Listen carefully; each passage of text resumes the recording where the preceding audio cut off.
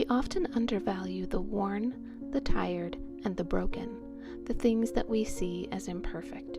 Today we'll be looking at a dress that fits that description from the late 19th century.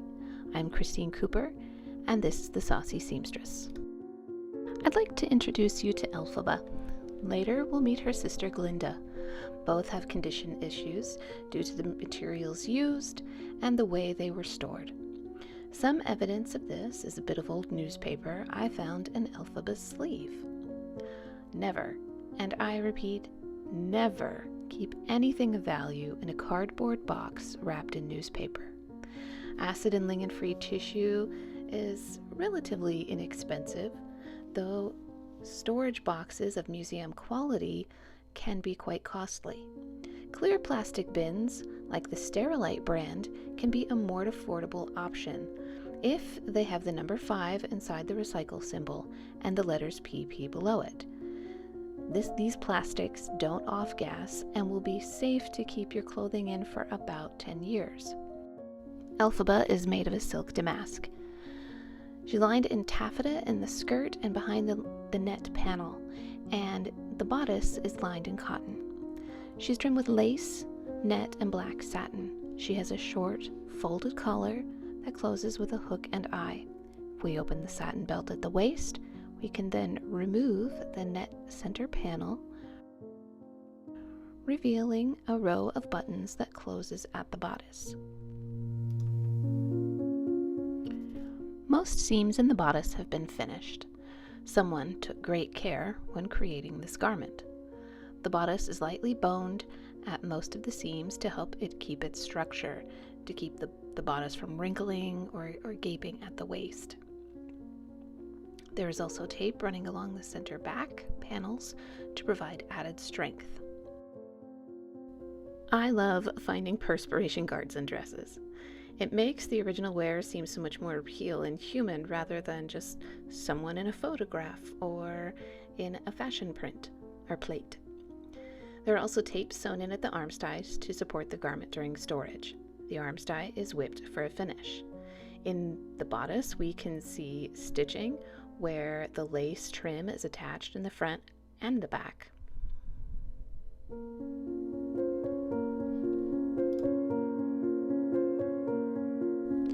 From the inside, we can see that where the fullness in the back of the skirt is, which we'll see later, is created through cartridge pleats and not simply gathers. The center front panel was sewn separately from the rest of the dress. We can see the stitching on the lining of the bodice. The lace trim on the outside helps to hide this from the viewer. There are also 2 darts on each side of the bodice front to create structure and shape. The sleeves have small puffs on the shoulders that are made of satin. There is then a bit of flat lace to blend the transition from the satin to the damask. The narrow cuffs are trimmed in the same lace we see on the bodice, and since it's so wide, there's about 1.5 inches to 2 inches of lace within the cuff that would have been rather itchy.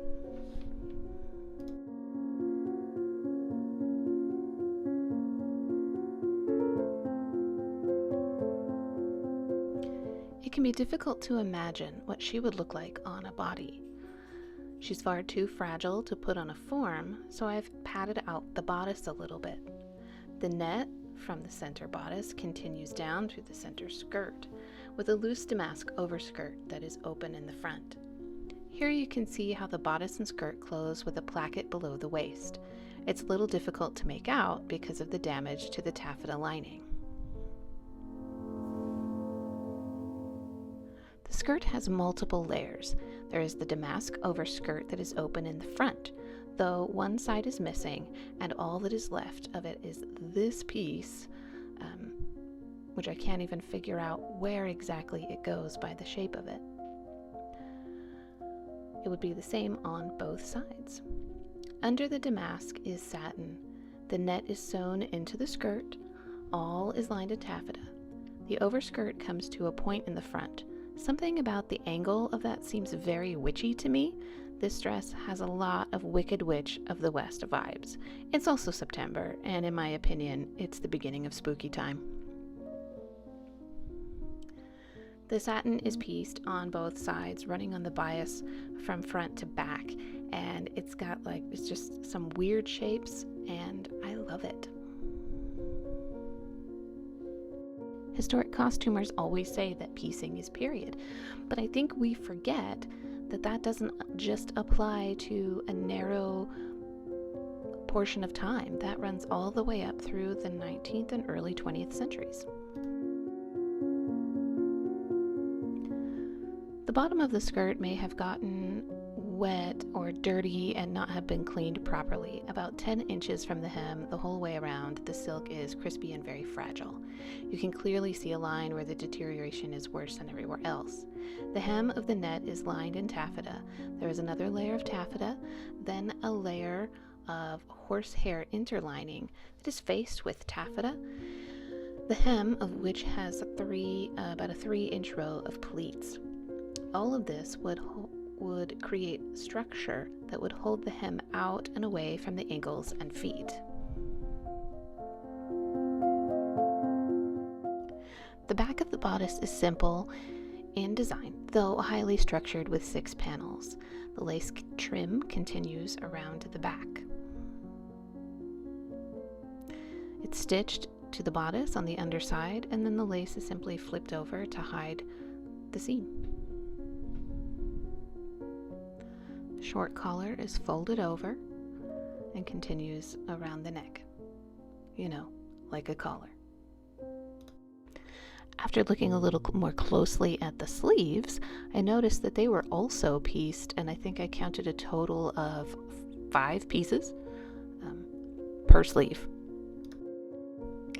The bottom edge of the bodice is bound, finishing what would be the hem if there wasn't a skirt. The skirt is then whipped onto the bodice. The satin belt not only adds a design feature, but covers the stitches. The skirt fullness is in the center back, which holds for the fashion of the time. Part of the reason I believe that the condition of the dress is due to storage is the way it's deteriorated.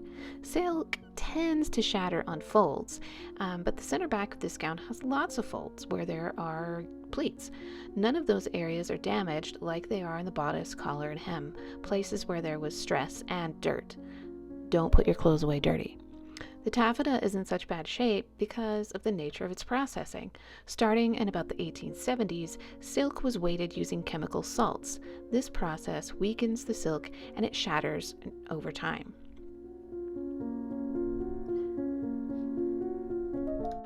Here at the bottom of the skirt, you can clearly see the damage near and at the hem. She is in such bad shape. When I put her away, she left fibers all over my work table, and there was sad silk confetti all over the floor. So why keep it? Why bother storing it properly using costly materials? Worn and broken things have been loved. The things in our lives that are tired were once strong. The broken and the fragile have survived hardware or mistreatment. So I take in these broken pieces. I try to extend their lives, and while they last, I try to learn as much from them as possible. I also like to keep a record of their existence, because once pieces like this are gone, they're gone. Life is messy. We all will be broken in some way, at some point. So please try to see the value of broken things, either in objects or in yourself. There's beauty in imperfection. Even mistakes should be used for learning and growth. So be kind to yourself today. Keep learning, keep growing, and keep sewing.